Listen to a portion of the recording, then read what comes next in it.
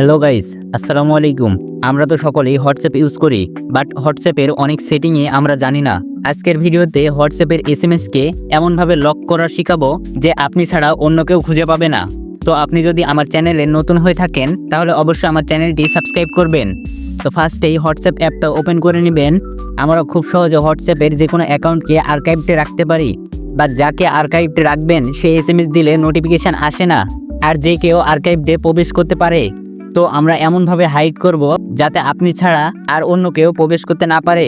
তো যাকে হাইড করতে চান তাকে সিলেক্ট করে নেবেন, ওপরে 3 ডটে ক্লিক করবেন, লক চ্যাটে ক্লিক করবেন, কন্টিনিউ ক্লিক করবেন, আপনার ফোনে লক দিয়ে দিবেন।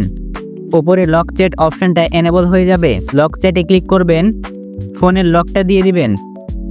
তো এভাবে লক করা থাকলে তো যে কেউ খুলতে পারবে। এবার লক অপশনটাকে পুরো হাইড করে দেব।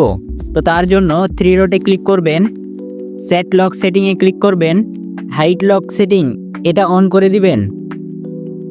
ক্রিয়েট সিক্রেট কোডে ক্লিক করবেন, এখানে যে কোনো নাম, অক্ষর অথবা যে কোনো ইমোজি দিয়ে দিবেন। যেটা দিবেন সেটাই হবে আপনার সিকিউরিটি কোড।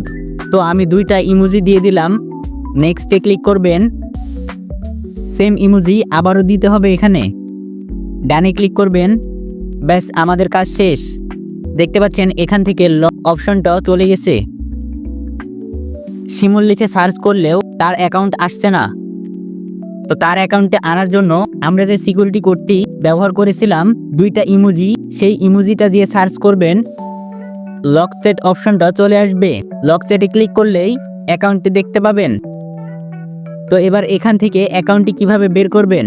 অ্যাকাউন্টটি বের করতে চাইলে 3 ডটে ক্লিক করবেন, সেট লক সেটিংয়ে ক্লিক করবেন, হাইড লক সেট এটা অফ করে দিবেন, কন্টিনিউ ক্লিক করবেন।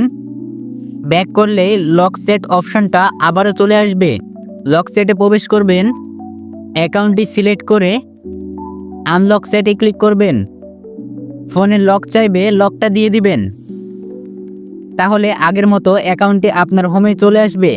তো ভিডিওটি থেকে নতুন কিছু শিখে থাকলে অবশ্যই ভিডিওটিতে একটা লাইক দিবেন, আর আমাদের চ্যানেলে নতুন হয়ে থাকলে অবশ্যই চ্যানেলটি সাবস্ক্রাইব করবেন।